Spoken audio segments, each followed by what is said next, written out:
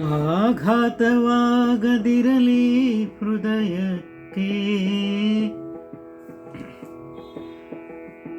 ಆಘಾತವಾಗದಿರಲಿ ಹೃದಯಕ್ಕೆ, ತಡೆಯುವ ಶಕ್ತಿ ಹುದು ಧ್ಯಾನಕ್ಕೆ.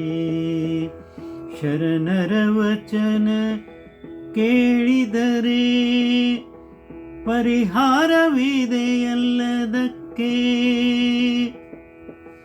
ಮನದ ಮಾತು ಹಂಚಿಕೊಳ್ಳು ನಿನ್ನವರ ಜೊತೆಗೆ.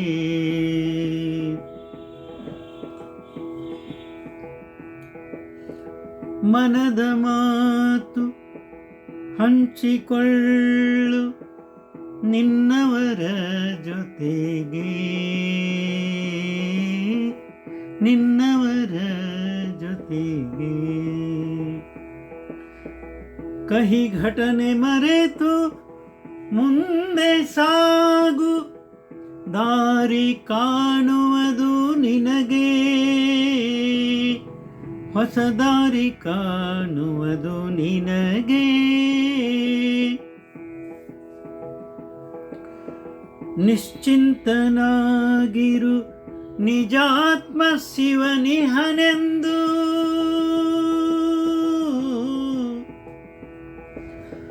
ಕೊನೆವರೆಗೆ ಕೊನೆವರೆಗೆ ಕೊನೆವರೆಗೆ ಕೊನೆವರೆಗೆ ಕೊನೆವರೆಗೆ ಕೊನೆವರೆಗೆ.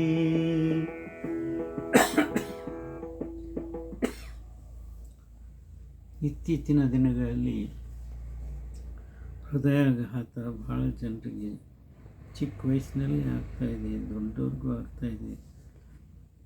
ಆದರೆ ಇದು ಆಗಬಾರ್ದು ಅಂತಂದರೆ ಅಂಥ ಅದನ್ನು ತಡೆಯುವಂಥ ಶಕ್ತಿ ಧ್ಯಾನಕ್ಕಿದೆ.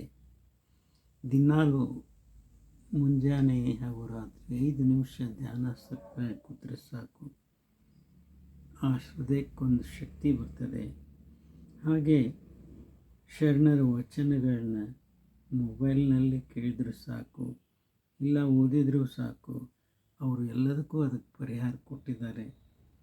ಹೀಗಾಗಿ ಆ ಹೃದಯಾಘಾತವನ್ನು ತಡಿಲಿಕ್ಕೆ ಈ ಶರಣರ ವಚನಗಳು ಭಾಳ ಸಹಾಯ ಮಾಡ್ತವೆ.